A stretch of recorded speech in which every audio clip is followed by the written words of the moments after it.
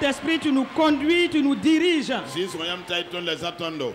Et tu poses ta bonne main sur cette assemblée ce matin. Amen, amen, amen. Amen, amen, amen, amen. Et nous devons comprendre que le seul combat que nous, enfants de Dieu, nous devons combattre, c'est le combat de la foi. C'est pourquoi nous devons recevoir les réponses de Dieu à partir de notre esprit. Ne laissons pas notre âme discuter avec la parole de Dieu. Parce que la foi, c'est la réponse de l'esprit humain à la parole de Dieu. Qu'est-ce que Dieu te dit par rapport à ta situation, par rapport à cette circonstance par laquelle tu passes?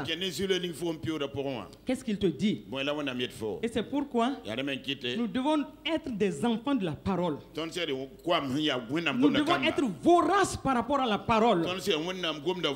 Et c'est cette parole-là qui va nous édifier et nous faire prendre héritage avec les sanctifiés, comme Paul l'a dit aux Éphésiens. Et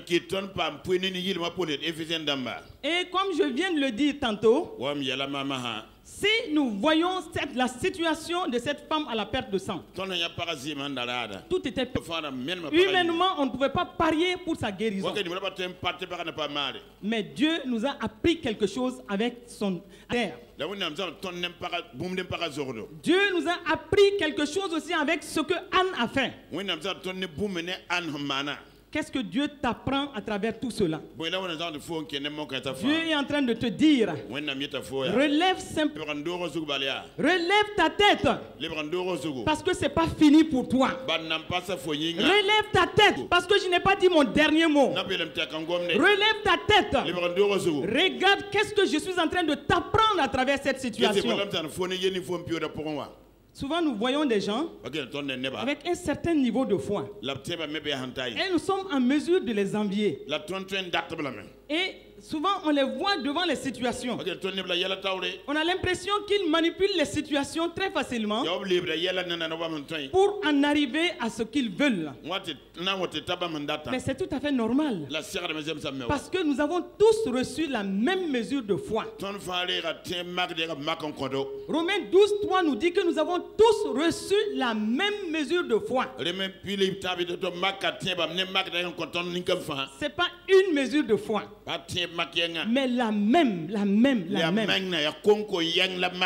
Mais comment chacun évolue?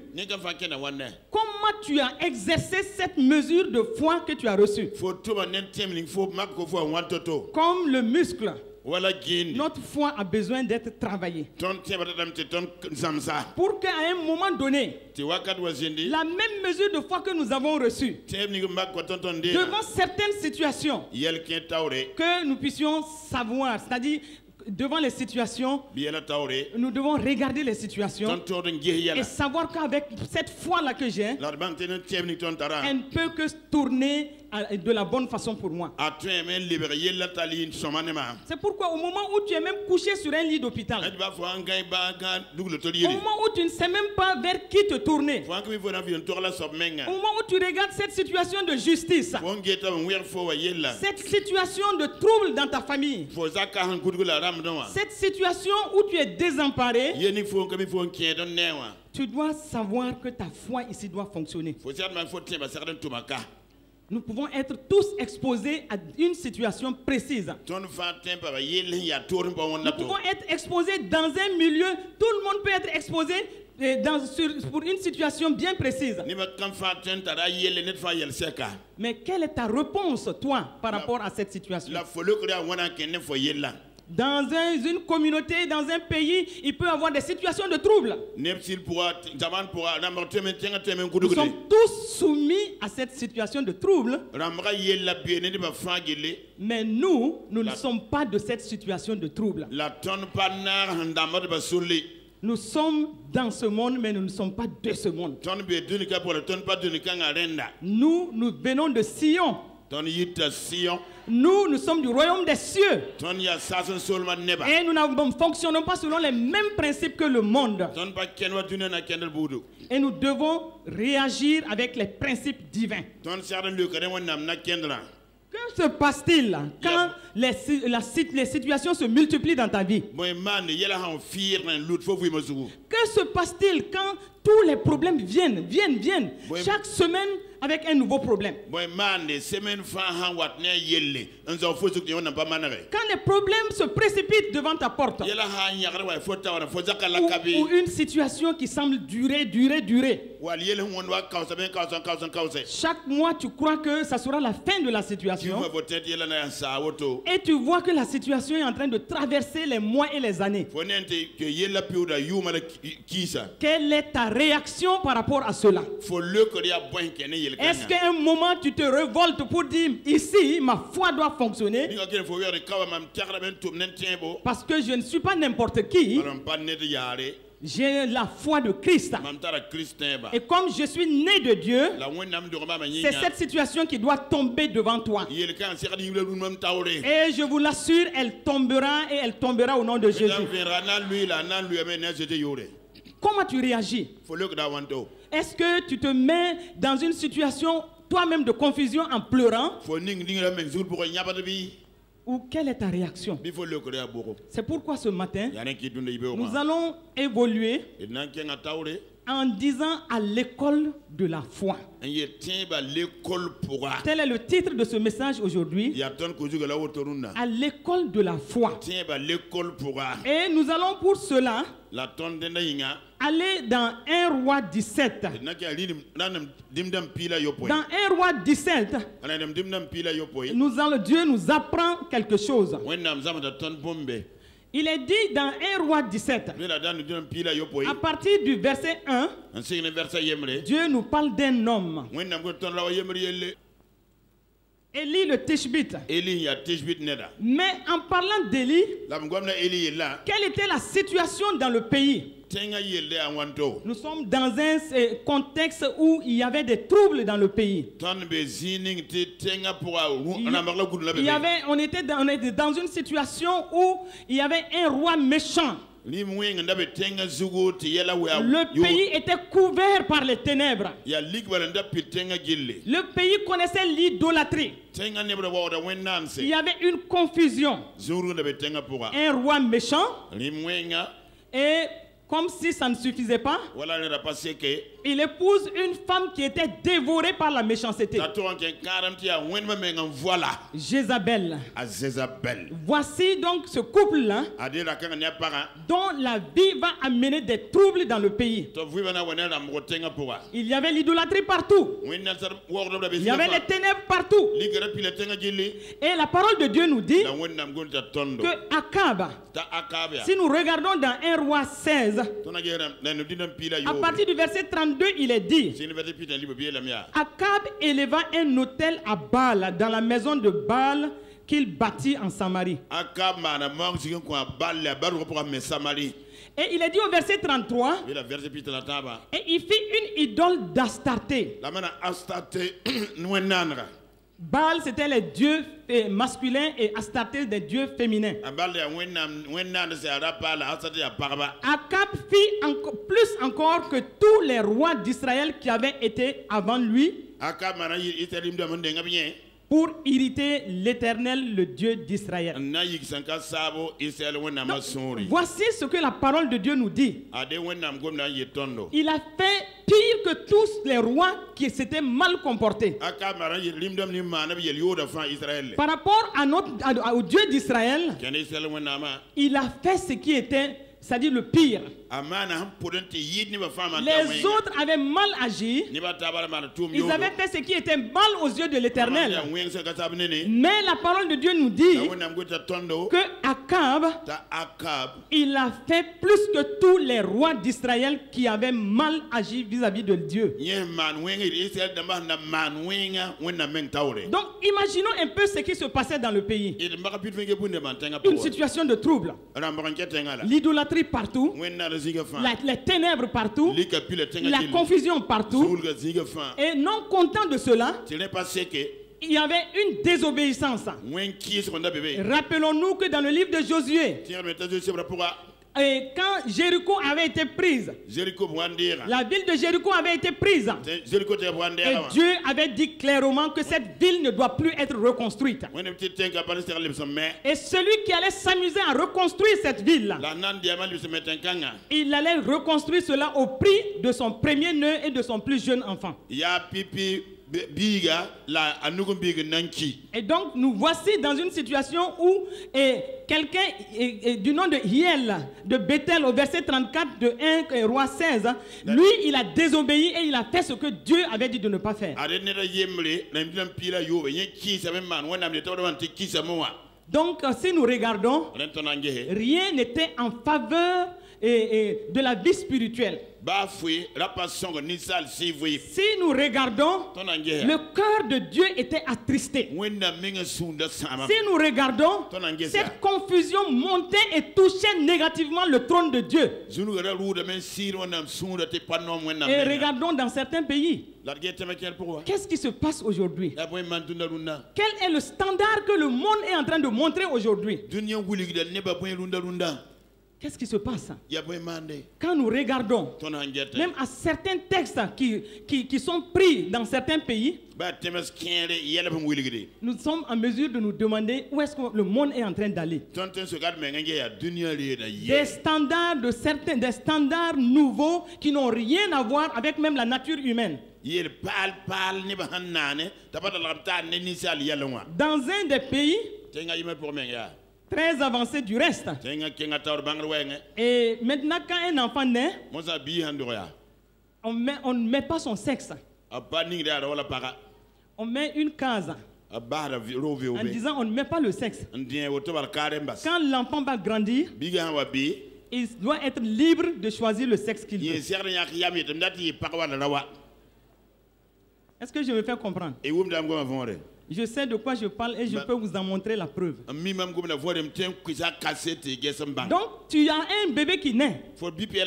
Tu vois qu'il est un garçon, mais tu ne mets pas son sexe. Quand il grandira, qu'il soit libre de rester soit le garçonnet ou la fillette. Bon, où est-ce que nous allons avec cela? Beaucoup d'autres circonstances qui nous rappellent ces temps-là en Israël, un moment. Beaucoup d'autres situations. Et Ecclésiaste 1:9 dit que rien n'a changé en réalité. Rien n'est nouveau sous le ciel. Les mêmes crises qui se passaient dans la vie de l'Ancien Testament, aujourd'hui nous les avons d'une autre façon. Et donc, ceux de l'Ancien Testament ont vécu cela d'une certaine façon. Et Dieu nous enseigne en nous disant il y a eu des réponses. Dieu a réagi à des moments bien précis. Si nous prenons ce cas précis, le pays était piégé. L'idolâtrie en outrance. Akab est à la tête. Et sa femme Jézabel était là. Il l'a entraîné dans le mal. Elle l'a entraîné plutôt dans le mal. Elle a aiguisé le sens du mal de Akab. Lui, il était déjà dans les idoles. Mais cette femme est venue comme pour accentuer et amplifier le mal dans le pays. Et elle est allée jusqu'à mettre en place des dispositifs pour entretenir les prophètes de Baal. Dans cette situation, qu'est-ce que Dieu dit?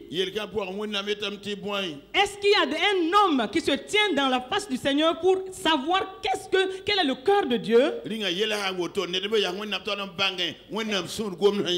Et c'est pourquoi dans ce panorama, on nous présente deux groupes.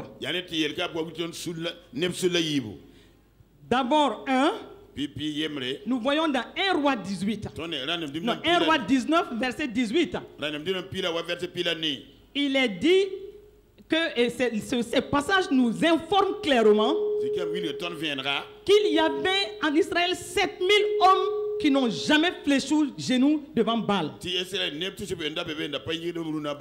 dont la bouche ne l'a point baisé. Donc, on nous parle de 7000 hommes. Au moins, on peut dire 7000 hommes qui n'ont jamais fléchi de genoux devant Baal. 7000 hommes qui n'adoraient pas Baal. On peut déjà dire ça, c'est déjà quelque chose. Ils n'ont jamais adoré Baal. Mais est-ce qu'on les a sentis sur la scène? C'était des intercesseurs ordinaires. C'était des intercesseurs normaux, si je peux m'exprimer ainsi.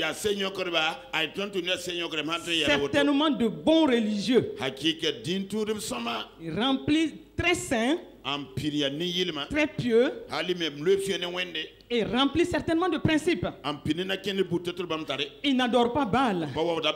Mais est-ce qu'on les a vus s'afficher? Est-ce qu'on les a vus sur la scène du combat spirituel? Est-ce qu'on les a vus sur la scène, sur la scène pour défendre quoi que ce soit de Dieu? Est-ce qu'ils ont pu exprimer le cœur de Dieu bien qu'ils ne fléchissaient pas genoux devant Baal? Ce que nous pouvons constater, c'est qu'on fait mention d'eux simplement dans la parole de Dieu. On fait mention d'eux. Comme aujourd'hui, beaucoup d'entre nous, on peut faire mention de nous. Nous sommes de telle assemblée. Nous sommes de telle dénomination. Nous sommes dans le pays. Nous sommes même des intercesseurs. Mais est-ce que nous sommes des intercesseurs qui prenons position? Est-ce que nous sommes des intercesseurs qui pouvons nous arrêter et défendre le cœur de Dieu? C'est bien de ne pas adorer Baal. Et ça, on peut dire félicitations. C'est bien d'être des intercesseurs. C'est très bien. Puisque certainement ils intercédaient. Oui, ils intercédaient pour le pays. Mais dans ce cas de figure, dans cette situation précise, Dieu voulait manifester quelque chose dans le pays. Dieu voulait dans cette situation précise dire quel était son cœur. On peut ne pas fléchir genoux devant Baal, mais ne pas être en intimité avec Dieu. Ne pas connaître exactement quel est le cœur de Dieu. On peut ne pas connaître quelle est la vision de Dieu par rapport à toute la situation qui se passe en ce moment. Et s'il tenait qu'à ces 7000 hommes qui n'ont jamais fléchi genoux devant Baal, la situation, nous ne savons pas qu'est-ce qui allait être par la suite. Mais ici, Dieu parcourt ses regards sur la terre. Il regarde, il cherche un homme dont le cœur est tout entier à lui. Il cherche un homme qui va manifester le zèle pour son nom. Il cherche un homme qui va exprimer sa vision, qui va être sur le terrain de bataille. Un homme qui va manifester le combat spirituel. Un homme qui veut bien être courageux devant ce méchant roi et ses prophètes. Un homme qui va s'afficher. Lui, il intercède certainement. En plus, il n'a jamais fléchi genoux devant Baal. La valeur ajoutée au niveau de cet homme-là, c'est que non seulement il ne fléchit pas genoux devant Baal, il n'est pas dans l'idolâtrie, il doit être un intercesseur, mais au même moment, il doit avoir le zèle et le courage.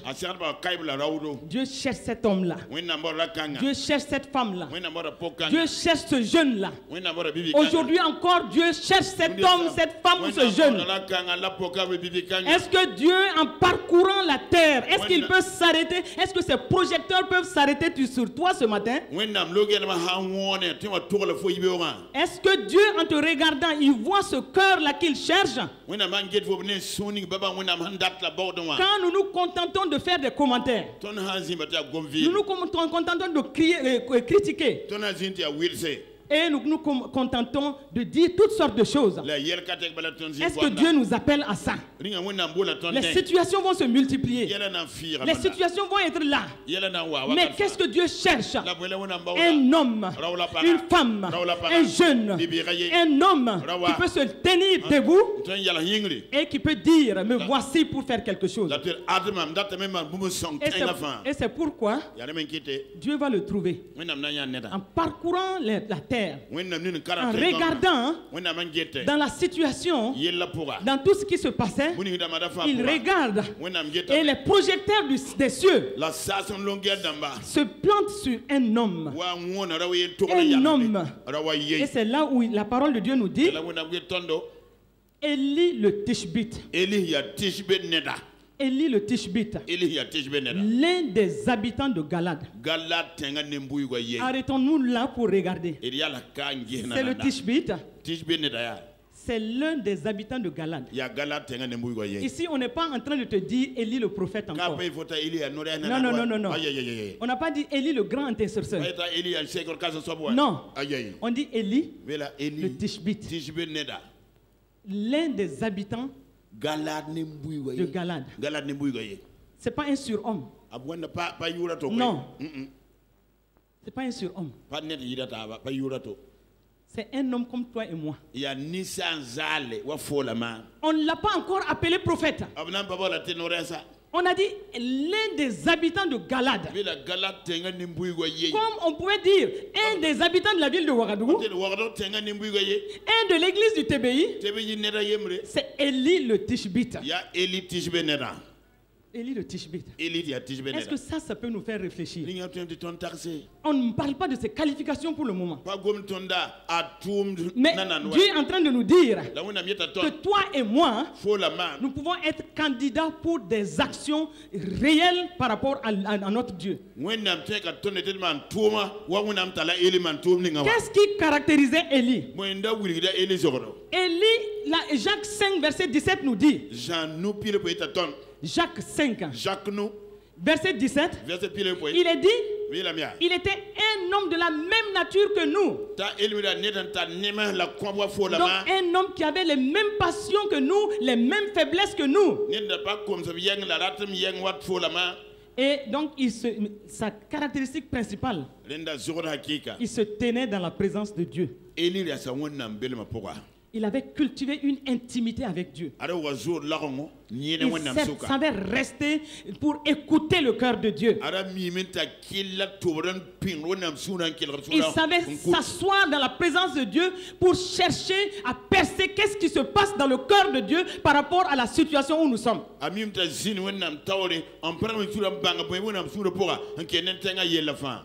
qu'est-ce qui le caractérisait aussi? Comme Jérémie 15, verset 19 nous le dit. En se tenant devant notre Dieu, devant Dieu, Élie savait séparer ce qui est précieux de ce qui était vil. Est-ce qu'aujourd'hui, tu sais séparer ce qui est précieux de ce qui est vil? Est-ce qu'il n'y a pas une confusion à ton propre niveau? Est-ce que tu arrives à faire une part des choses pour regarder et dire ça c'est précieux pour mon Dieu, mais ça c'est une chose vile? Est-ce que tu arrives à cerner, discerner et à toucher véritablement ce qui tient tant au cœur de Dieu?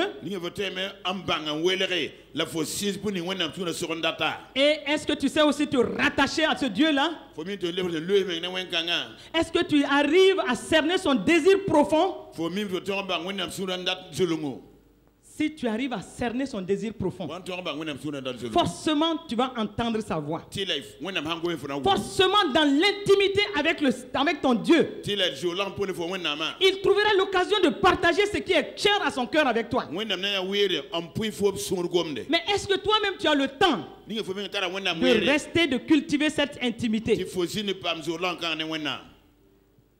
Toi tu es, c'est-à-dire, j'ai envie de dire, malmené par, c'est-à-dire le téléphone te malmène. Tu n'arrives même pas à te détacher du téléphone. Et je le dis en passant, le téléphone est devenu aujourd'hui un mal qui nous éloigne de l'intimité avec Dieu. Qu'on le veuille ou non, c'est une réalité. On est entre le WhatsApp, le SMS, le Facebook, qui véhiculent toutes sortes de mensonges souvent. Et souvent, au moment où on se dit qu'on est connecté à Dieu, on est assis vraiment, et on dirait que l'ennemi vient, pas faire passer dans la tête, il faut prendre le téléphone, commencer à manipuler. Je crois qu'on est tous d'accord ce matin. Et il faut qu'on le dise. Apprenons à nous détacher du téléphone. Apprenons à nous détacher des WhatsApp. Des Viber. Oui. Par moment, quand on a tout fini, on peut regarder s'il y a des choses qui édifient. Il y a des choses qui édifient. Il y a des choses qui n'édifient pas déjà. Il faut savoir faire une utilisation sélective de ces instruments. Mais je crois que l'Esprit de Dieu parle à chacun d'entre nous ce matin. Faisons attention, sinon nous sommes éloignés de l'intimité dans notre communion avec le Saint-Esprit. Nous sommes éloignés de cette intimité à cause du téléphone. Les plus âgés comme les plus jeunes. Ça, c'est un élément. C'est aussi, il faut aussi que nous puissions nous le dire. Souvent, nous avons des temps de communion avec Dieu presque déséquilibrés. Comme il y a beaucoup de problèmes, quand on va dans le lieu secret, on va toujours pour prier. Et on ne prend même pas le temps de nous arrêter pour regarder correctement la parole de Dieu et savoir qu'est-ce que Dieu nous dit dans sa parole.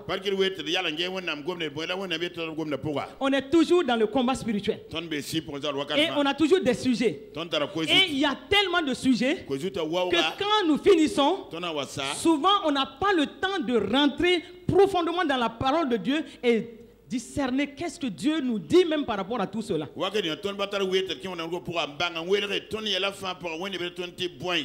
qu'en allant dans la parole de Dieu, en nous mettant au sérieux avec la parole de Dieu, c'est uniquement la parole de Dieu qui peut bâtir notre vie. Et c'est dans la parole de Dieu que nous aurons toutes les réponses appropriées par rapport à ce par quoi nous passons. Et il faut que nous puissions le dire. Élie, lui, il savait séparer ce qui est vil de ce qui est précieux. Et donc, il savait se rattacher à ce Dieu-là et communiquer avec son cœur. Chercher à percer qu'est-ce qu'il a de si précieux à dire.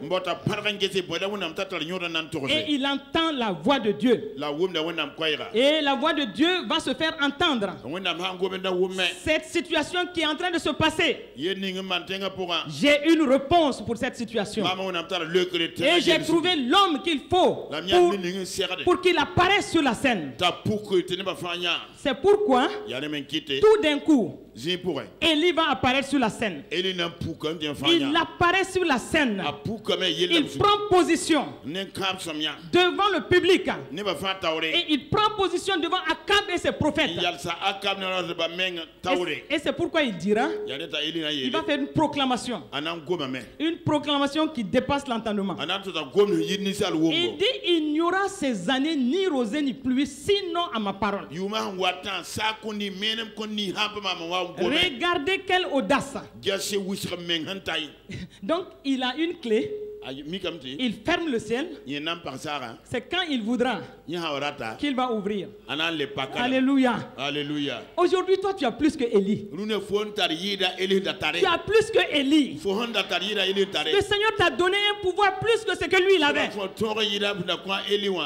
tu as le Saint-Esprit. Tu es roi, sacrificateur, prophète.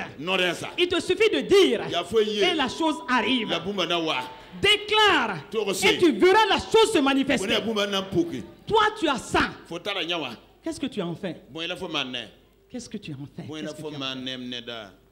Qu'est-ce que tu en fais? Élie, il a fait cette déclaration et il a démontré qu'il y a une autorité. Lui, il est connecté à ce Dieu. Il peut dire que ce Dieu va exécuter. Et quand il voudra, il va ouvrir. Imaginez la situation. Mais maintenant, au moment où il a fait cette déclaration, le ciel va se fermer. Il n'y aura pas de pluie. Il n'y aura pas de rosée. Puisqu'il a parlé. Il a parlé et Dieu a exécuté ce qu'il a dit. Dieu a exécuté. Maintenant que c'est exécuté, lui-même, il va vivre les conséquences de ce qu'il a déclaré. Est-ce qu'on se comprend ce matin? Il a fait cette déclaration. Le ciel s'est fermé. Le ciel s'est fermé aussi sur lui.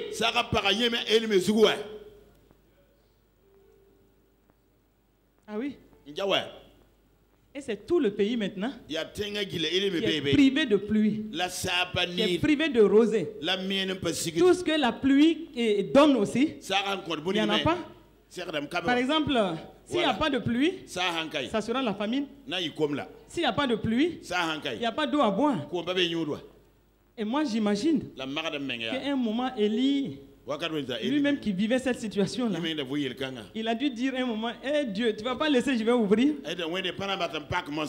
Puisque Jacques 5, 17 nous dit que le ciel a été fermé pendant 3 ans, 6 mois. Regardez l'autorité et l'audace. Mais pendant tout ce temps, lui-même il est dans la situation. Il dit, mais Seigneur, qu'est-ce que je fais maintenant? Moi-même là, qui ai déclaré ça, je dois manger. Et je dois boire. Et Dieu, tu ne vas pas laisser, je vais ouvrir. Et je vais fermer par moment. Et Dieu va lui dire, non. Maintenant, tu dois te mettre à mon école. Ah oui. Parce que le chemin est un chemin qui doit t'amener loin. Et tu dois te mettre à cette école de la foi. Et cette école de la foi requiert que tu marches selon l'esprit. Cette école de la foi requiert que la parole de Dieu va venir et tu dois te soumettre à cette parole de Dieu. Est-ce que tu es dans cette école de la foi? Devant la situation. Oui, il y a la situation générale. Mais toi, tu n'es pas de cette situation. Tu n'es pas soumis à cette situation. Parce que ton Dieu a des solutions pour toi. Quelle que soit la situation de crise, toi, enfant de Dieu, Dieu a des solutions spécifiques pour toi et moi. Le Seigneur ne va pas te laisser souffrir. C'est méconnaître le cœur de notre Dieu. Tout peut se fermer. Tout peut être sombre. Mais il va te donner à toi la lumière. Et c'est pourquoi dans les situations de crise, ne soyons pas troublés. Ne soyons pas dans la crainte. Ne soyons pas dans la confusion. Il suffit d'ouvrir son cœur. Il suffit d'aller dans la présence de Dieu. Même quand tout est sombre, même quand tout est noir, Dieu sait sait comment te frayer le chemin dans tout cela. Et je vois Dieu en train de frayer le chemin dans quelqu'un dans un service. Et le Seigneur est en train de me dire en ce moment, on a prévu une bague de licenciement. Toi, tu es en train de te demander, qu'est-ce qui va m'arriver? Comment les choses vont se passer pour moi? Le Seigneur te dit ce matin qu'il va frayer un meilleur chemin pour toi. Il va le faire parce que tu es son enfant. Tu es dans ce service, mais tu n'es pas de ce service. Dieu t'a envoyé là-bas pour le révéler. Et c'est pourquoi nous devons être confiants. Nous devons aborder ces situations-là avec le sourire d'un gagnant toujours. Et quand tu as l'attitude d'un vrai gagnant, d'un vrai vainqueur, tout va concourir à te faire rentrer dans cette victoire. Élie était dans cette situation. Mais Dieu dit, moi je sais comment je vais te faire survivre. Et c'est pourquoi dans la parole de Dieu, nous regardons, il est dit, et la parole de l'Éternel fut adressée à Élie en ces mots. Dieu va parler. Dieu va parler. Il dit, pars d'ici, dirige-toi vers l'Orient et cache-toi près du torrent de Kérit qui est en face du Jourdain. Et Dieu va lui dire exactement ce qu'il faut faire. Et lui dit, tu boiras de l'eau du torrent. Et écoutez, il dit, et j'ai ordonné au corbeau de te nourrir là. J'ai ordonné au corbeau de te nourrir là. Est-ce qu'il faut réfléchir par rapport à ça? Élie va trouver cela bizarre. Moi qui suis en train de parler de ta part ainsi, je dois être au torrent. Et ce sont des corbeaux qui vont venir me nourrir. Ça dépasse l'entendement. Où est-ce qu'ils vont avoir cette nourriture? Dieu dit, tu resteras au torrent. Tu te cacheras là. Tu vas boire l'eau du torrent. Mais la nourriture ne va pas te manquer. C'est pour te dire, dans cette situation générale, la nourriture ne va pas te manquer. L'eau ne va pas te manquer. L'argent ne va pas te manquer. Rien ne te manquera. Et tu seras en bonne santé. Parce que ton Dieu s'occupera de toi. Ton Dieu t'enverra ce qu'il faut au temps convenable. Il ne va pas te laisser dans la détresse. Il ne va pas te laisser dans la confusion. Il te dit, comme il a dit dans Ésaïe 45, verset 17, tu ne seras ni honteux ni confus jusque dans l'éternité. Et ça, c'est le partage de nous, les enfants de Dieu. Aucune confusion ne rentrera dans ton cas. La détresse ne va pas parler en ton nom. Tu seras en dehors de la détresse. Dieu va tracer un chemin de paix pour toi, un chemin de prospérité pour toi, un chemin où tu seras d'ailleurs élevé. Les situations négatives ne vont pas prévaloir dans ta vie. Et c'est pourquoi je déclare cela ce matin. Si tu étais dans la confusion, si tu étais dans le trouble, le Saint-Esprit ce matin se tient à travers de moi pour te dire ce matin, ne crains rien, ne sois pas troublé, ne sois pas dans la confusion. Cette situation que tu vois, elle ne va pas prévaloir sur toi. Au nom de Jésus-Christ de Nazareth. Et c'est pourquoi tout ce qui s'était élevé contre toi est abattu ce matin au nom de Jésus. L'ennemi peut venir avec la crainte. Il peut venir avec le trouble. Il peut venir avec la détresse. Mais toi, tu ne t'appelles pas détresse. Toi, tu ne t'appelles pas trouble. Toi, tu ne t'appelles pas confusion. La confusion ne fait pas partie de ton héritage. La victoire est toujours de ton héritage. La bonne santé est toujours pour toi. Et c'est pourquoi cela est fait au nom de Jésus. Cette déclaration est scellée. Écoute-moi. Élie a parlé, le ciel a été fermé. Moi je parle et ce que je dis s'accomplit. Si tu crois, tu verras cela s'accomplir. Si tu ne crois pas, je n'y peux rien. Mais si tu crois, tu verras de grandes choses commencer à s'élever dans ta vie. Et j'ai décrété, j'ai déclaré, j'ai scellé. J'ai scellé au nom de Jésus. J'ai scellé au nom de Jésus. L'ennemi ne va pas prévaloir. Les méchants ne vont pas te dominer. Oui, lui, il a ce qu'il faut comme richesse humaine. Mais toi, tu as ce qui est surnaturel. Le ciel va s'ouvrir sur toi. Le ciel s'ouvre sur toi. Le ciel t'amène ce qu'il faut pour ta vie. Au nom de Jésus-Christ de Nazareth. Amen. Cela est scellé au nom de Jésus. Cela est scellé au nom de Jésus. Et écoute-moi. Quelque chose est en train de se passer. Si tu ne crois pas, quelque chose est en train de se passer en ce moment ici. Oui, quelque chose est en train de se passer. Si tu crois, tu verras la gloire de Dieu. J'ai proclamé de la part de l'Esprit de Dieu. Si tu crois, la chose arrivera. Je vois des filets qui sont en train de se rompre. Oui, je vois des manteaux de célibat qui sont en train de s'envoler. Et je décrète que cela est parti. Dans les mois à venir, tu vas te marier. Tu vas te marier. Si Élie peut parler, ça va se passer. Moi, je parle et ça se passe. Et cela est accompli au nom de Jésus. Le trouble dans ta famille est parti au nom de Jésus.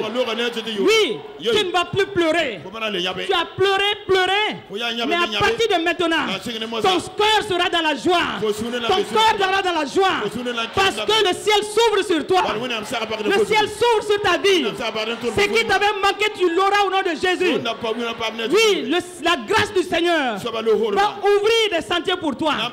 La grâce du Seigneur va t'amener dans des faveurs divines. Je ne dis même pas un mérite. J'ai dit la faveur. La faveur divine. Une grâce. La faveur imméritée. Tu vas être étonné de voir tout ce que le Seigneur va faire pour ta vie. Et cela est scellé au nom de Jésus. Cela est scellé au nom de Jésus. Est-ce que tu peux me dire un bon amen ce matin? Amen, amen, amen. Amen, amen. Amen, amen, amen. D'abord la parole. Et quand c'est inspiré par le Saint-Esprit, ça prend place. Et ça commence à courir à son accomplissement. Et c'est pourquoi je déclare que ces choses vont se hâter pour toi au nom de Jésus. Ces choses vont se hâter pour ta vie. Et tu seras étonné de voir la vitesse dans laquelle tu es rentré dans la bénédiction. Cela est accompli au nom de Jésus. Je dis que cela est accompli au nom de Jésus. Oui, nous regardons et ici, Élie devait rester là. Nous ne savons pas pour combien de temps. Et il est dit, et les corbeaux lui apportaient du pain et de la viande le matin. Et du pain et de la viande le soir. Et il buvait de l'eau du torrent. Donc ici, tout se passait au rythme de Dieu. C'est-à-dire, Élie, même s'il avait faim, il ne pouvait pas commander, il ne pouvait pas dire, corbeau, venez. À l'école de la foi, nous devons apprendre à être disciplinés. À l'école de la foi, nous devons apprendre à être patients. À l'école de la foi, nous devons nous soumettre à la direction du Saint-Esprit. Imaginez un Élie qui fait fermer le ciel, qui est assis, qui attend que les corbeaux lui amènent à manger. Les corbeaux, donc il attendait, il regardait. Un moment, il voit les corbeaux arriver avec du pain et de la viande à des moments bien précis. Il ne peut pas dire corbeau, précipitez-vous. Et quand il a faim et il a soif, il se lève, il boit l'eau du torrent. Ce qui veut dire que ceux qui ne recevaient rien de la providence divine, imaginez ce qui se passait. Et Élie va rester dans cette situation jusqu'à ce que le torrent s'assèche. Donc le Seigneur avait sa voix. Ne refuse pas la voix de Dieu. Dieu te communique des voix bien précises. Devant des situations bien précises. Si tu marches selon le Saint-Esprit, il va te communiquer des choses. Il va te dire, oui, certaines bénédictions arriveront à des temps bien précis. Mais toi, tu dois rester dans la paix. Pourquoi tu veux précipiter certaines choses? Pourquoi tu veux sortir de ce que du planning de Dieu? Pourquoi tu es troublé? Pourquoi tu es troublé? Pourquoi tu cours de gauche à droite? Pourquoi tu veux plusieurs conseillers? Dieu t'a déjà parlé. Dieu t'a dit ce qu'il faut faire. Pourquoi tu vas de gauche à droite? Tu es en train d'attrister le cœur de Dieu. Si Dieu te parle, Dieu te dit ça arrivera. Dis oui Seigneur, ça arrivera. Et tu verras cela s'accomplir. Mais pourquoi tu es découragé? Pourquoi tu te mets à murmurer? Pourquoi tu es troublé? Le Seigneur t'interpelle ce matin. Cette situation, il l'a dit pour Lazare. Cette situation n'est pas pour ta mort. Il a dit cette situation ne va pas t'emporter. Et je suis en train de parler à quelqu'un ce matin. Cette situation ne va pas t'emporter. Dieu te dit, sois tranquille. Crois en ce que je te dis. Ne cours pas de gauche à droite. Reste dans la voie de l'Esprit de Dieu. Ce que le Saint-Esprit te dit, fais cela et attends tranquillement. Suis le rythme de Dieu. Sois patient, sois discipliné. Ce n'est pas en courant de prophète en prophétesse que tu vas avoir la voix de Dieu. Non. Je n'ai rien contre les prophètes, les prophétesses. Si c'est une prophétie qui t'édifie et qui te ramène sur ce que Dieu a dit, il n'y a pas de problème. Mais aller de gauche à droite, toi tu vas écouter la voix des hommes. Ici, il fallait la discipline. Quand Dieu lui a dit d'aller à ce torrent, Élie pouvait aller et puis commencer à faire des choses selon ses pensées humaines. Il aurait pu arriver et puis dire, bon, je commence à faire la chasse. Et je commence à aller chercher des arbres fruitiers. Dieu lui a dit, va, assieds-toi. Les corbeaux vont t'amener du pain et de la viande. Et quand tu as soif, ne va pas chercher du jus quelque part. Abreuve-toi de l'eau de ce torrent. Mais toi, pourquoi tu cours de gauche à droite? Dans ta situation, pourquoi tu es troublé? Pourquoi tu es troublé? Le Seigneur te demande ce matin. Ne crois-tu pas qu'il est capable? Ne crois-tu pas qu'il va te sortir de là? Ou bien toi tu as ton rythme, alors que lui il a un rythme pour toi. Et lui il sait quand est-ce que certaines choses vont s'enlever définitivement de ta vie. Mais pendant tout ce temps, Dieu est en train de te former. Il est en train de te former. Et c'est pourquoi tu peux dire sans te troubler ces choses-là concourent à mon bien. Oui, je passe par une situation, mais je suis en train d'apprendre de la fidélité de Dieu. Je suis en train d'apprendre de la bonté de Dieu. Je suis en train d'apprendre que le Dieu de la protection est avec moi. Je suis en train d'apprendre que l'ennemi peut se lever. Il peut venir contre moi par un chemin, mais il va s'enfuir par sept chemins. Et c'est ce qui est ton partage. Ils vont venir. Laisse-les venir. C'est eux qui vont s'enfuir par sept chemins. Cela est dit pour quelqu'un ce matin au nom de Jésus. Ne sois pas troublé. Ne sois pas troublé. Dieu est avec toi. Il est avec toi. Il va te conduire. Il va te diriger. Il va te montrer la voie que tu dois suivre. Seulement, reste tranquille. La discipline, la patience. Dieu est en train de t'aiguiser pour cela. Ah oui, Dieu est en train de te former. Puisque nous sommes dans une école, Dieu est en train de te former. Parce que quand tu sortiras de tout cela, tu pourras en ce moment avoir la qualification pour dire ici là, Dieu est en train de parler par tous ces événements et il va aiguiser tes sens spirituels. Il va aiguiser tes sens spirituels. Luc 22, 31 dit. Jésus a dit à Simon. Simon, Satan vous a réclamé pour vous cribler comme du froment. J'ai prié pour toi, afin que ta foi ne défaille point.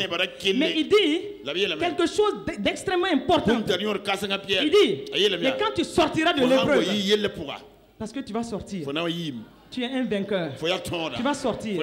Mais quand tu vas sortir, viens et fortifie tes frères. Viens et fortifie ceux qui seront dans cette situation. Ça veut dire quoi?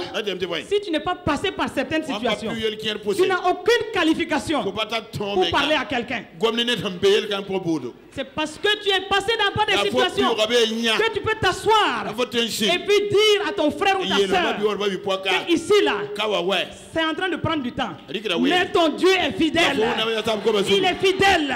Il ne va pas t'abandonner. Il ne te fera pas de défaut. Tu es son héritage. Il est fidèle pour toi. Ça peut durer comment? Ça peut durer. Mais tu vas t'en sortir. Tu vas s'en sortir. Reste fidèle, reste fidèle, reste fidèle.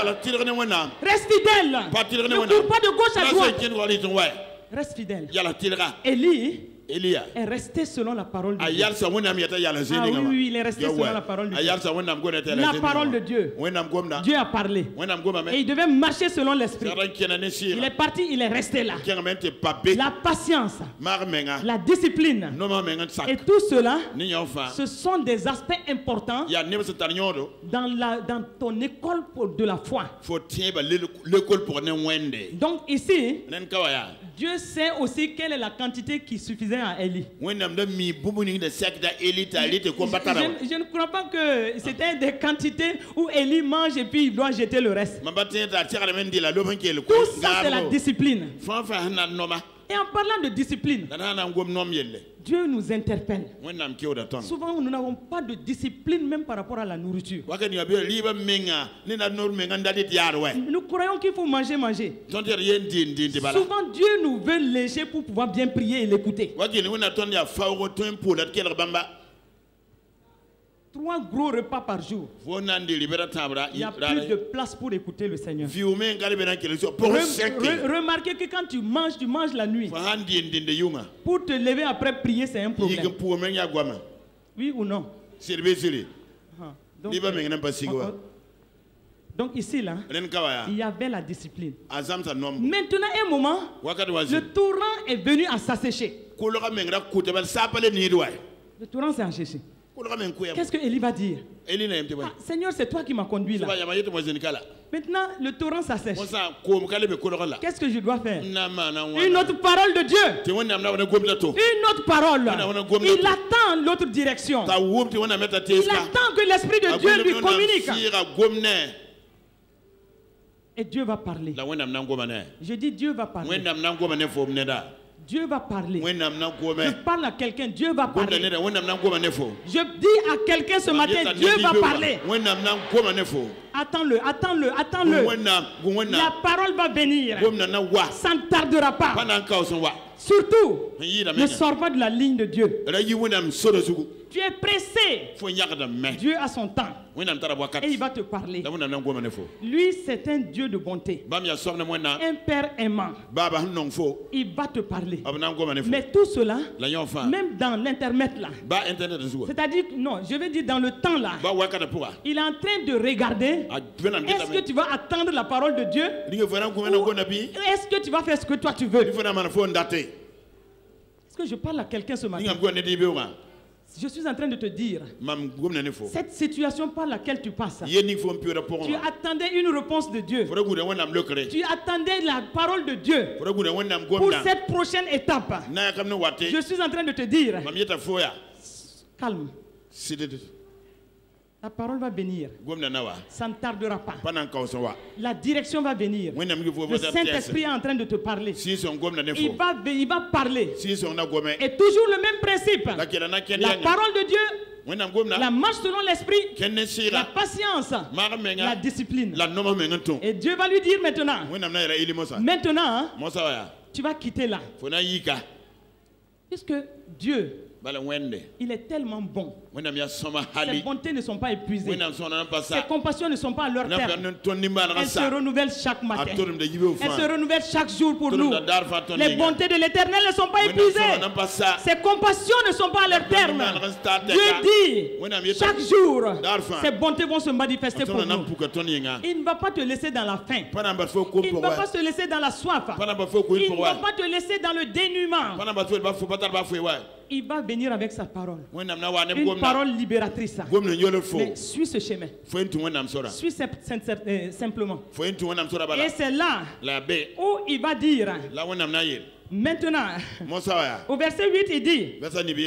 Alors la parole de l'Éternel fut adressée en ces mots. Maintenant, dans la prochaine phase là, lève-toi. Lève-toi. Lève-toi.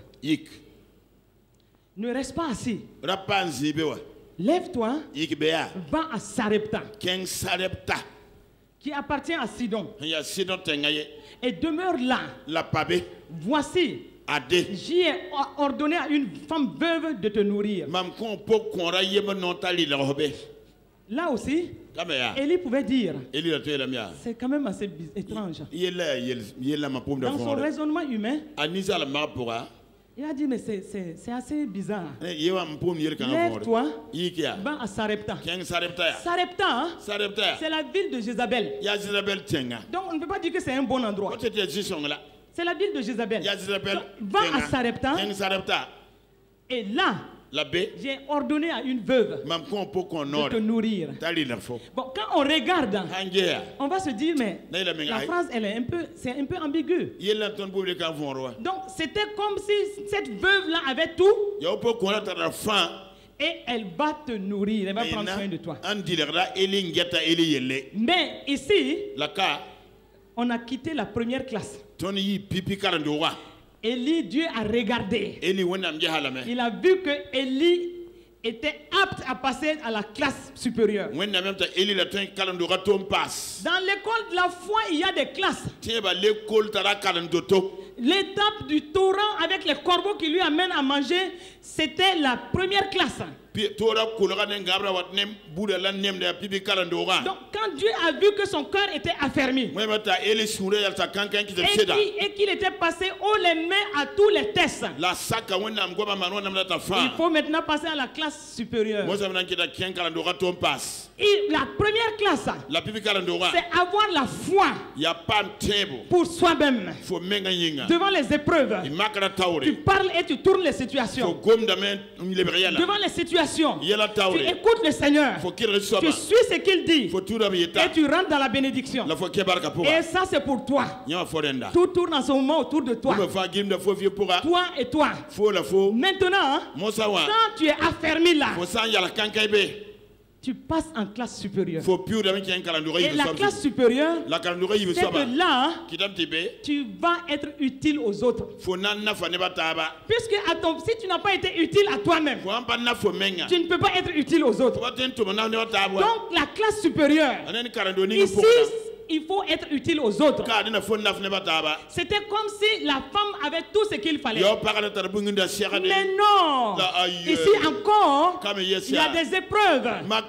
Il y a une marche selon l'esprit. Il y a une marche selon la foi. Il faut être patient. Il faut être discipliné. Il faut faire les choses au rythme de Dieu. Sarepta, une veuve. Et dans le temps de l'Ancien Testament, les veuves et les femmes qui vivaient seules, socialement, elles étaient au bas de l'échelle. Socialement. Et c'était des instruments faibles. Comment une veuve, lui qui sert le Seigneur, comment c'est une veuve, surtout à l'époque, au bas de l'échelle, des instruments faibles, souvent qui n'ont même pas à manger. Comment c'est d'abord à Sarepta, et puis cette veuve-là, qui est prête pour me nourrir.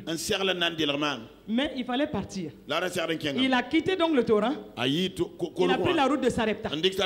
Il arrive, en rentrant dans la ville, il voit une veuve qui ramassait le bois. la prophétie s'accomplit. La parole de Dieu s'accomplit. Mais maintenant, il dit à la femme, il demande d'abord de l'eau à la femme. Il demande de l'eau à la femme.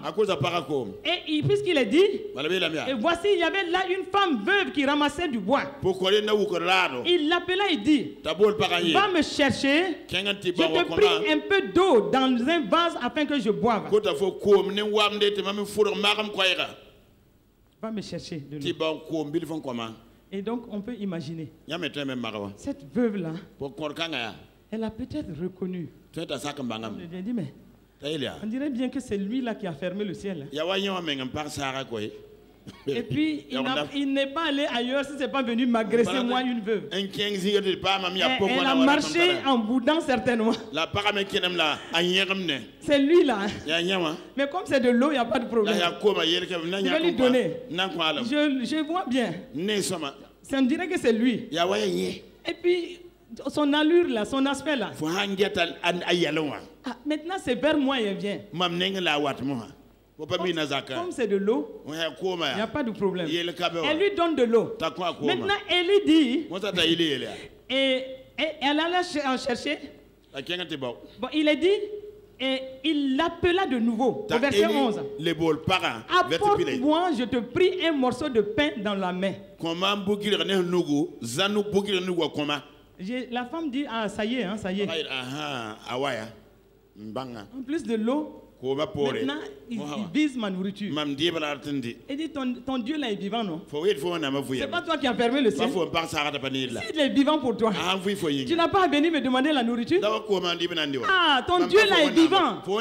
Et c'est ça la parole de Dieu dit, ton Dieu est vivant, non? Et puis, c'est pas toi qui as fermé le ciel. Maintenant, ça doit revenir sur moi. Ici, Dieu est en train de faire quelque chose. Il fallait que cela se passe. Dieu lui a dit, vas-y. Il est parti. Il a rencontré la veuve. Maintenant, il y a quelque chose qui doit se passer. Puisque désormais, il va être utile aux autres.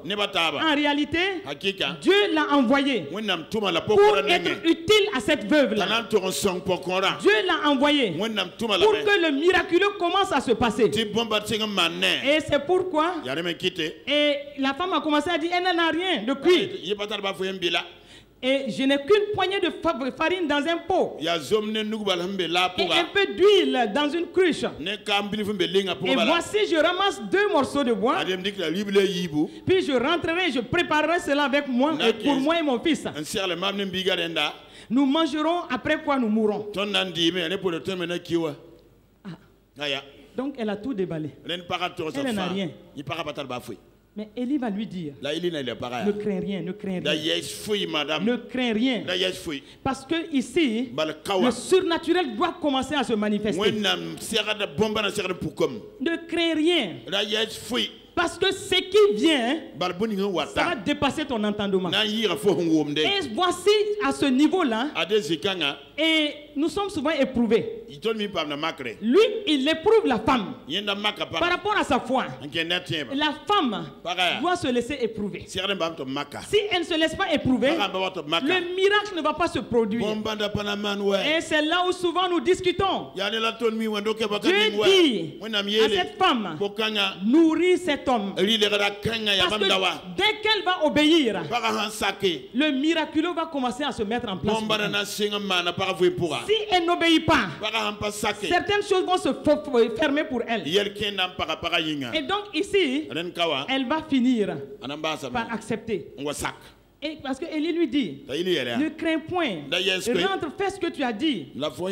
Prépare-moi d'abord cela et un petit gâteau. Et apporte-moi cela. Et donc après, toi et ton fils vous mangerez. Donc ici, nous voyons que le miraculeux s'est installé. Là, à ce niveau-là, Dieu a ouvert le ciel. La farine ne lui a plus manqué. L'huile n'a plus manqué à cette femme-là. Parce que ce vase-là était connecté au ciel. Parce que dès commence à obéir à ce que Dieu nous commande de faire, et surtout quitter nos raisonnements personnels, obéir à la voix de Dieu.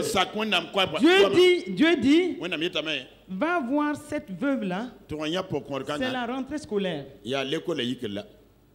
Elle a des problèmes pour certainement payer la scolarité de ses enfants. Peut-être c'est le seul billet de 5 000 francs que toi tu as. Dieu te dit, va donner ces 5 000 francs. Toi tu raisonnes. Et tu commences à voir des fournitures que tu dois acheter pour tes propres enfants.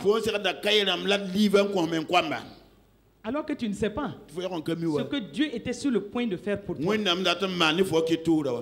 Dieu va te dire, cette famille-là doit manger.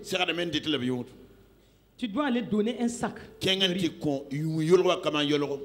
Et toi tu raisonnes. Tu dis, c'est les 20 000 francs qui sont dans ma poche là, que Dieu est en train de regarder. Tu refuses alors que tu étais sur le point, non pas seulement à avoir 20 000, mais à avoir peut-être 1 million. Dieu prépare toutes choses et il te donne la voie. La voie ici, c'est de commencer de faire ce qu'il te dit de faire. Dès que tu te soumets à la parole de Dieu, le miraculeux commence à se mettre en place pour toi. Dès que tu commences à faire ce que Dieu dit, tout va se mettre ensemble pour que la bénédiction de Dieu soit pour toi. Donc nous devons avoir ici notre foi pour les autres.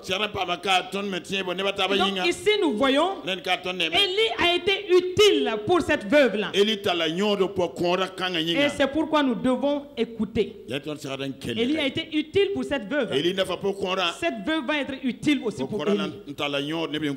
Et c'est pourquoi la parole de Dieu va nous montrer que, c'est-à-dire le miraculeux a tellement pris place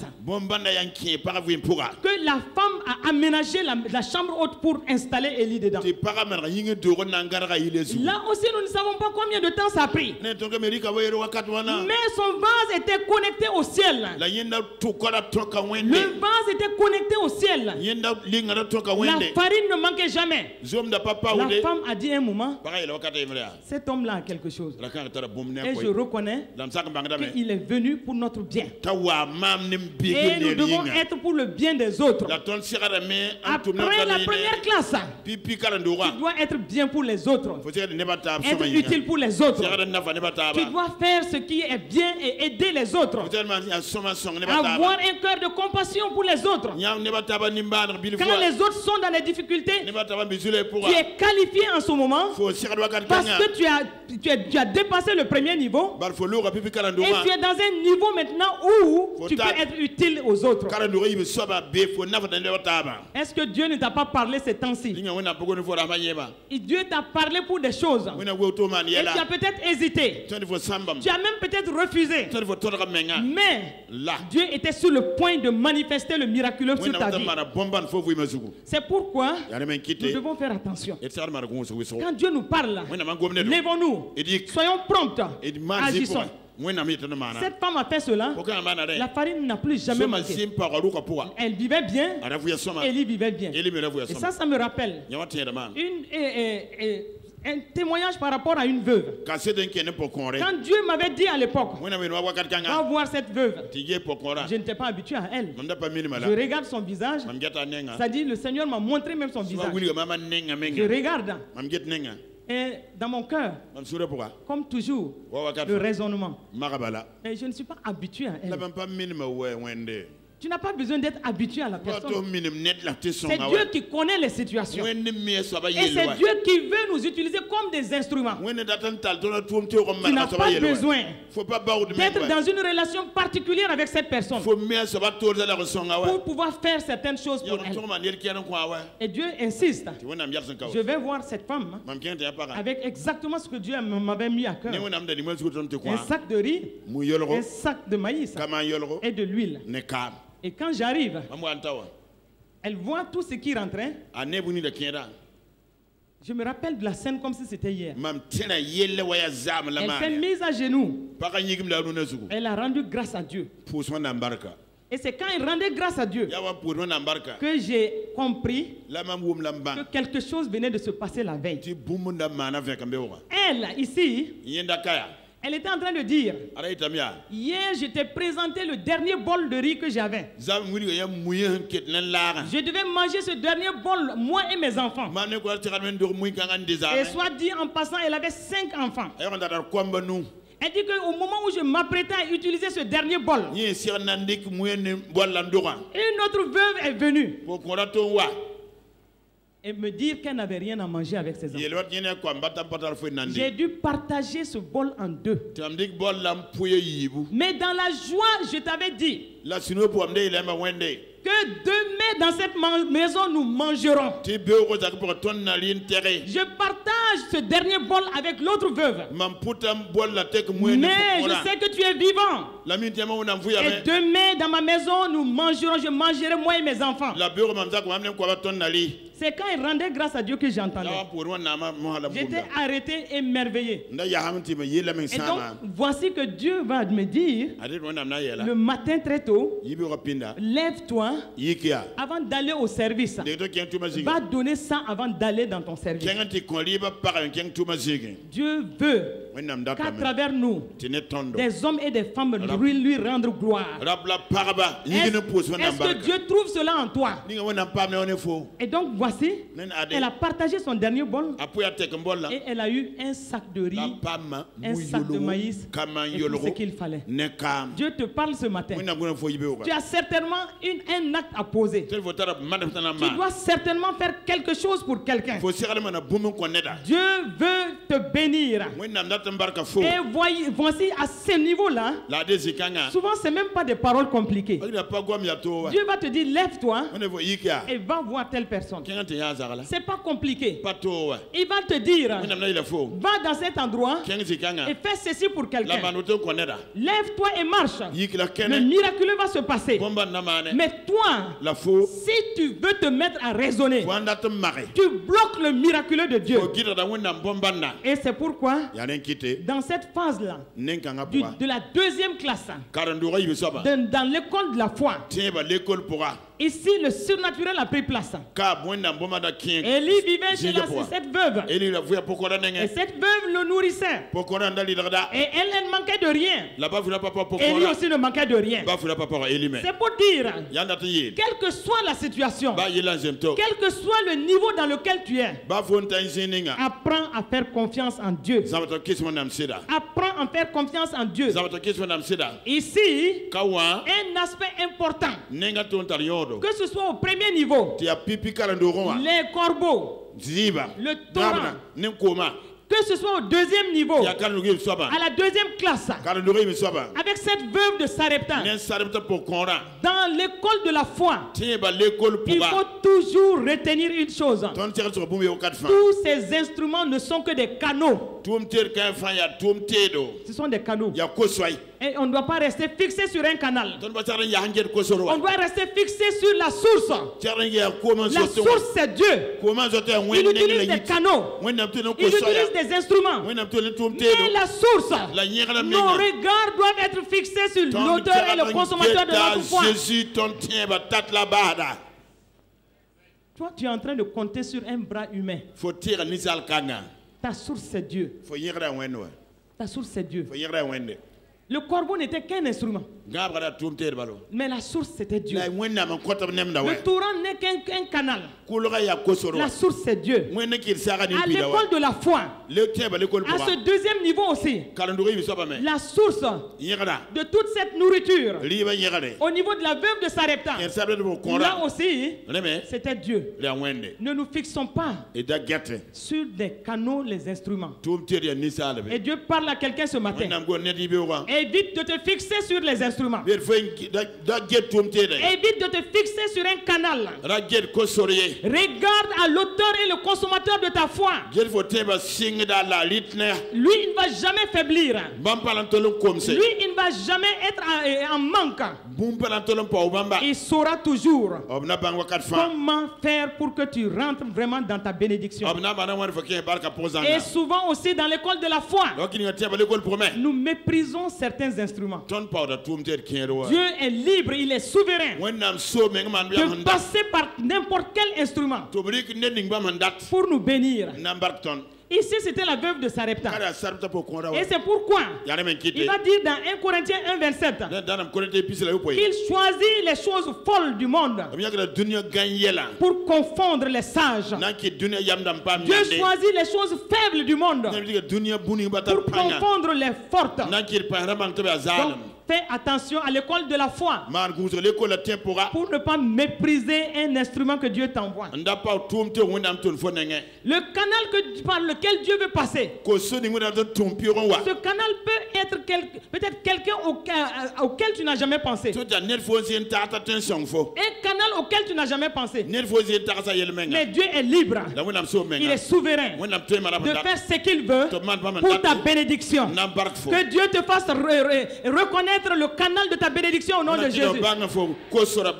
Qu'il place devant toi des instruments que tu vas reconnaître au nom de Jésus. Et qu'il mette des connexions devant toi qui vont ouvrir tes voies de bénédiction au nom de Jésus. Et je prie que quand il va mettre ces connexions devant toi, que tu puisses ouvrir les yeux spirituels et les reconnaître. Que Dieu te fasse reconnaître les instruments qu'il utilise. Qu'il te fasse reconnaître les canaux qu'il utilise. Et que tout cela soit pour la seule gloire de son nom. Parce qu'il ne faut pas mépriser ce que Dieu place devant toi. Et reconnais une chose. Ton Dieu est fidèle. Ton Dieu est fidèle. Il est constant. Il a été fidèle et constant avec Élie. Dans la première classe de la foi. Et à la deuxième classe. Là aussi il a été fidèle et constant. Élie n'a manqué de rien. Élie n'a manqué de rien. Maintenant, nous voyons une chose. Là aussi, vous voyez, on est en train de monter. Le premier niveau, c'est fortifier sa foi pour soi-même. Là, devant les situations, tu parles et les choses se transforment. Tu renverses les circonstances. Et tu es fortifié par cette foi-là. À la deuxième classe, tu es utile aux autres. Tu es d'abord utile à toi-même. Parce que si tu n'as pas été utile à toi-même, par rapport à ta foi, tu ne peux pas être utile aux autres. Maintenant, dans la deuxième classe, tu vas être utile aux autres, tout en étant utile à toi-même. Et le miraculeux va se passer. Et Dieu va confirmer sa parole. Dieu va utiliser des instruments. Souvent des instruments folles. Souvent des instruments vils. Il va utiliser ce qu'il veut pour que tu sois béni. Et donc, ici, nous voyons qu'on monte. Nous sommes en train de monter. Et donc ici, nous regardons au niveau, à la troisième classe. Parce que Élie, ici, il a pu non seulement aider cette veuve, mais au moment où il était toujours chez la veuve, quelque chose va se passer. La parole de Dieu nous dit, le fils de cette veuve-là va mourir. Nous voyons cela. Le fils de la veuve va mourir.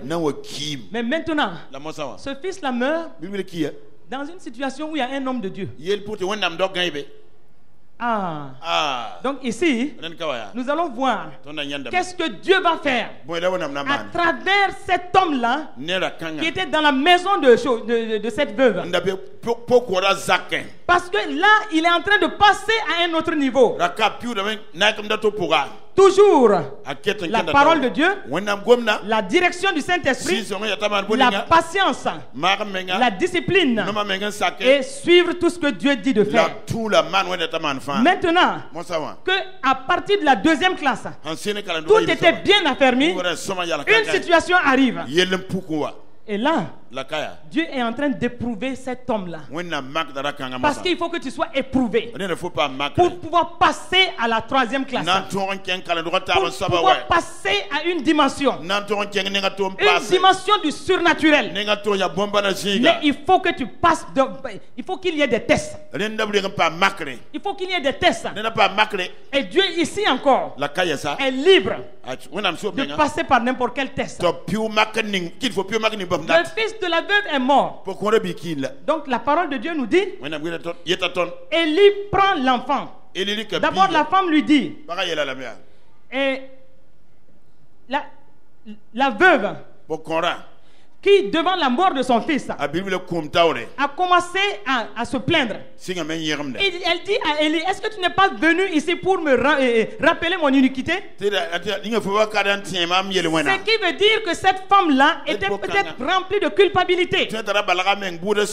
Et voici une situation qui va faire que ça va sortir. Mais maintenant, Élie va prendre l'enfant.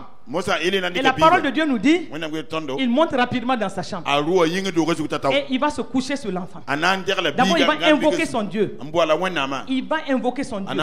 Il rappelle à Dieu qu'il n'est pas dans la maison de cette veuve-là pour rien. Il invoque son Dieu. Et ce qui va se passer, c'est que l'enfant va revenir à la vie.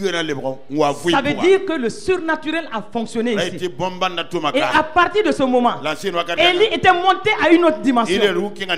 Parce que à partir de ce moment, ce n'est pas seulement la foi pour lui. Ce n'est pas seulement la foi pour aider les autres. Mais il est dans un domaine du surnaturel. Et le surnaturel a commencé là. Donc ici, Élie a été affermi dans sa foi. C'est une école de foi où il a appris à gravir des échelons. Où il a appris à se fortifier dans la foi. Il est fortifié pour lui-même.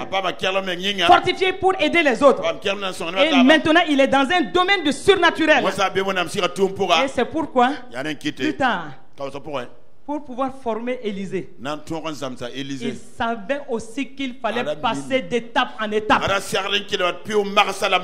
Gilgal à Bethel, de Bethel à Jéricho et maintenant le Jourdain.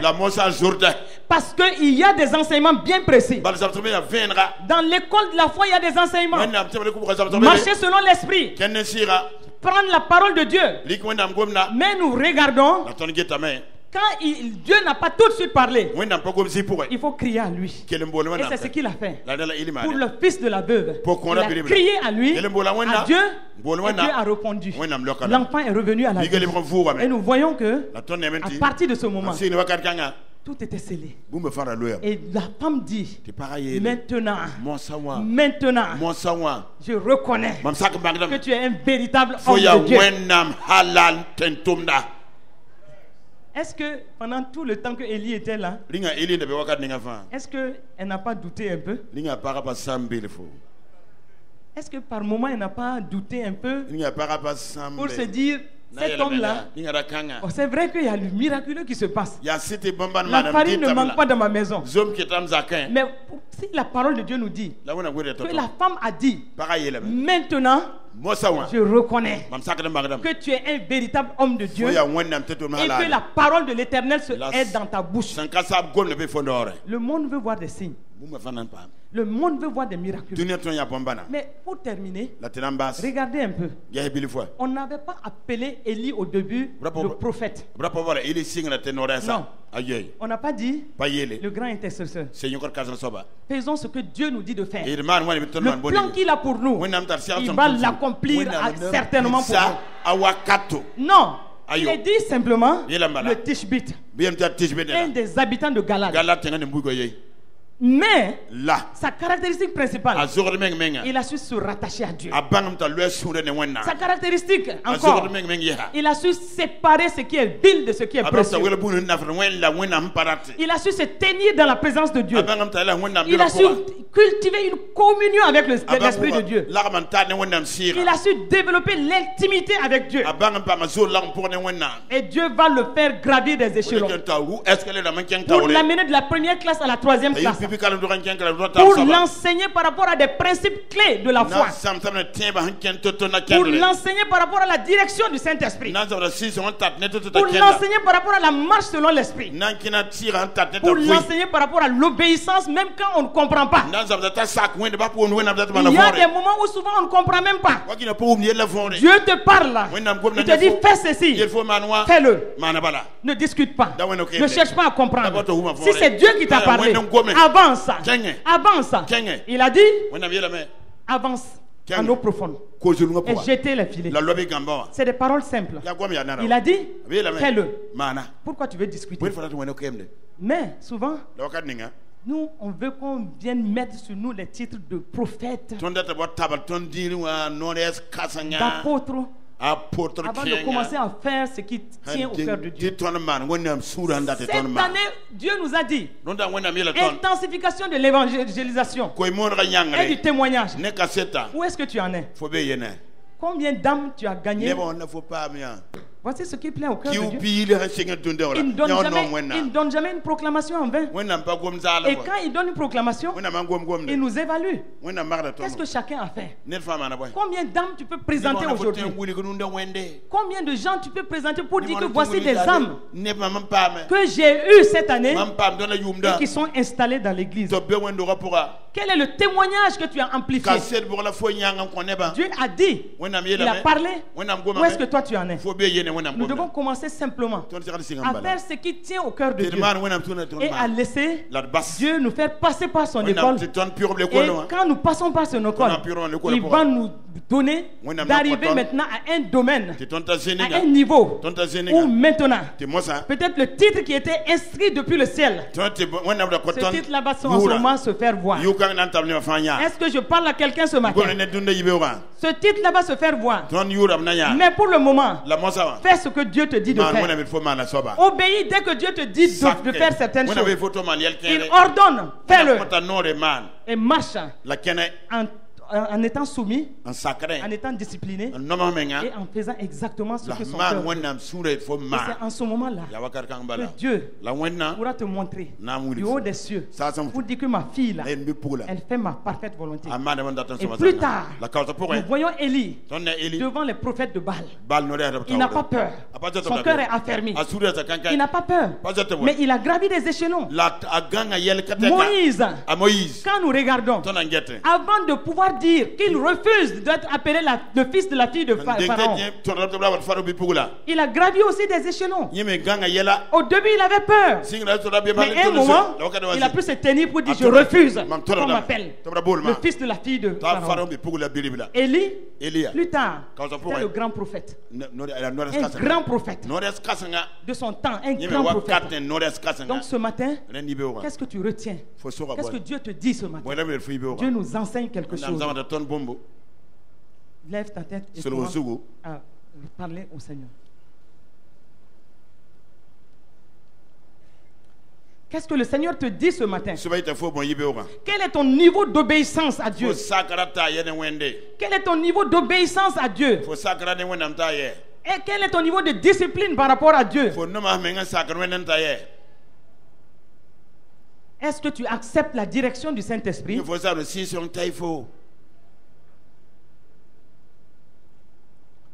Ce matin, parle à ton Dieu. Parle à ton Dieu. Et puis tu es à quelle classe? À quel niveau te trouves-tu? Est-ce que tu es dans la première classe? Ou tu es dans la deuxième classe? Ou est-ce que tu es dans la troisième classe? Toi, Dieu te parle de la patience, de la patience. L'impatience te caractérise. Et le Seigneur attire ton attention ce matin. Le Seigneur attire ton attention ce matin. Par rapport au temps que tu prends même pour la communion avec le Saint-Esprit. Ou tu es encore en train de lutter dans la première classe. Tu n'arrives pas à être obéissant à ce que Dieu te dit, commande de faire. Pourtant, Dieu t'attend pour t'élever. Dieu t'attend pour t'amener d'échelon en échelon. Ce matin, qu'est-ce que le Saint-Esprit te dit en ce moment dans ton cœur? À l'école de la foi. À l'école de la foi. À l'école de la foi. Ou est-ce que toi, tu as même de la difficulté à entamer cette école-là parce que tu es dans une situation d'incrédulité notoire? Ce matin, où est-ce que tu en es? Ton esprit n'arrive pas à accepter ce que Dieu dit. À l'école de la foi. Dieu te parle ce matin. Dieu te parle ce matin. Et ce matin, certaines choses doivent sortir de ta vie. L'indiscipline, le manque d'obéissance à la parole de Dieu. Ces choses qui t'empêchent d'avancer. Et même l'incrédulité. Toi, tu sais de quoi nous parlons. Et tu sais qu'est-ce qui caractérise ta vie. Et qui fait que tu n'arrives même pas à prendre position. Nous avons vu que les 7000 hommes, ils n'avaient jamais fléchi de genoux devant Baal. Mais ils n'avaient jamais pu s'afficher. Qu'est-ce qui t'empêche de t'afficher? Qu'est-ce qui t'empêche de prendre position? Qu'est-ce qui t'empêche même de faire ce que Dieu te demande de faire?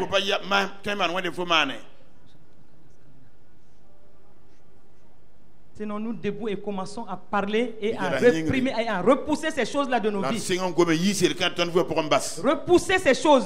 Ce que Dieu t'a dit, si c'est l'impatience, si c'est l'insoumission, si c'est l'incrédulité, quelle que soit la situation, repousse ces choses, rejette ces choses ce matin. Élève la voix, élève la voix.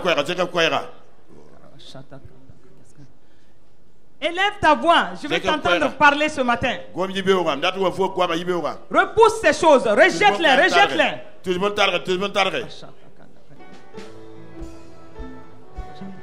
Amen, amen, amen. Amen, amen. Père, nous te disons merci.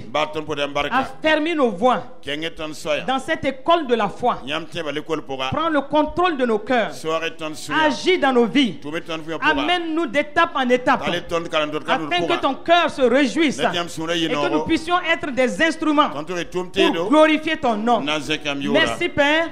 Au nom de Jésus. Amen. Amen. Amen. Asseyons-nous. Asseyons-nous.